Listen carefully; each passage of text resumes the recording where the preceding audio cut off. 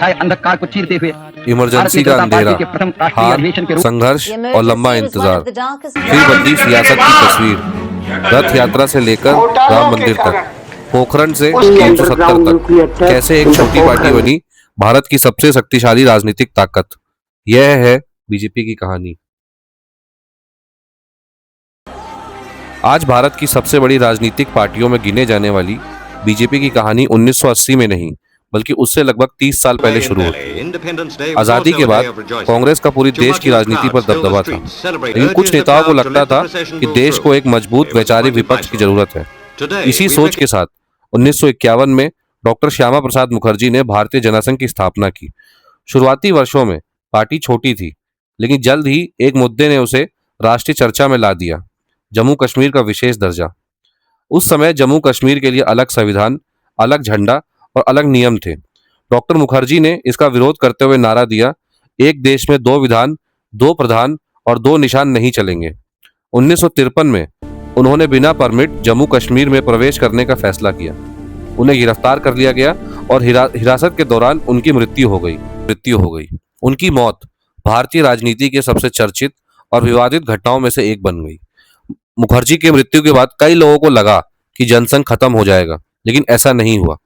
1960 के दशक में पंडित दीनदयाल उपाध्याय पार्टी के सबसे प्रभावशाली नेताओं में उभरे। उन्होंने एकात्म मानववाद का सिद्धांत दिया, जिसने जनसंघ की वैचारिक पहचान को आकार दिया। फिर आया 1967 का चुनाव। यह चुनाव भारतीय राजनीति का बड़ा टर्निंग पॉइंट साबित हुआ।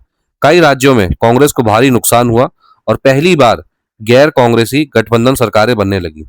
उत्तर प्रदेश, बिहार, पंजाब, हरियाणा और मध्य प्रदेश जैसे राज्यों में संयुक्त विधायक दल की सरकारें बनी, जिन्हें जनसंघ महत्वपूर्ण भागीदार थी। यह जनसंघ के लिए बड़ी उपलब्धि थी। अब पार्टी सिर्फ चुनाव लड़ने वाली छोटी ताकत नहीं थी, बल्कि सत्ता की राजनीति में भी अपनी जगह बना रही थी। लेकिन सफलता के बीच एक और बड़ा झटका लगा।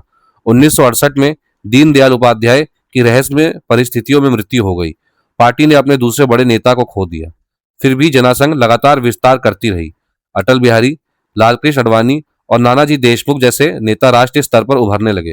1970 के दशक की शुरुआत तक जनसंघ देश की प्रमुख विपक्षी पार्टियों में शामिल हो चुकी थी, लेकिन जल्द ही भारतीय लोकतंत्र का सबसे विवादास्पद दौर शुरू होने वाला था। पार्ट 2, इमरजेंसी से बीजेपी के जन्म तक।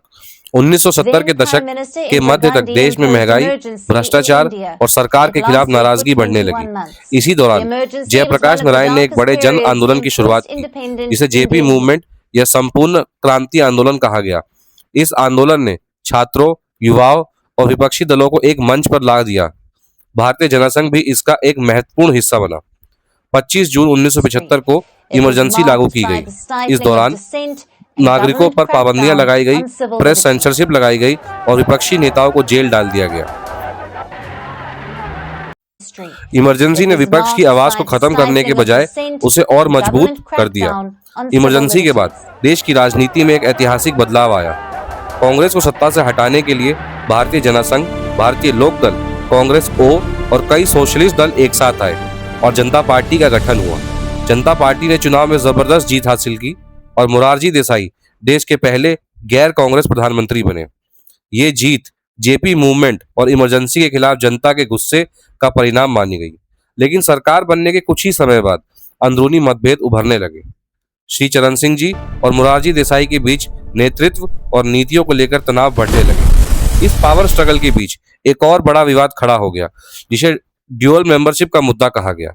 जनसंघ से आए नेता, जिनमें अटल बिहारी वाजपेयी और लालकृष्ण आडवाणी शामिल थे, आरएसएस से भी जुड़े हुए थे।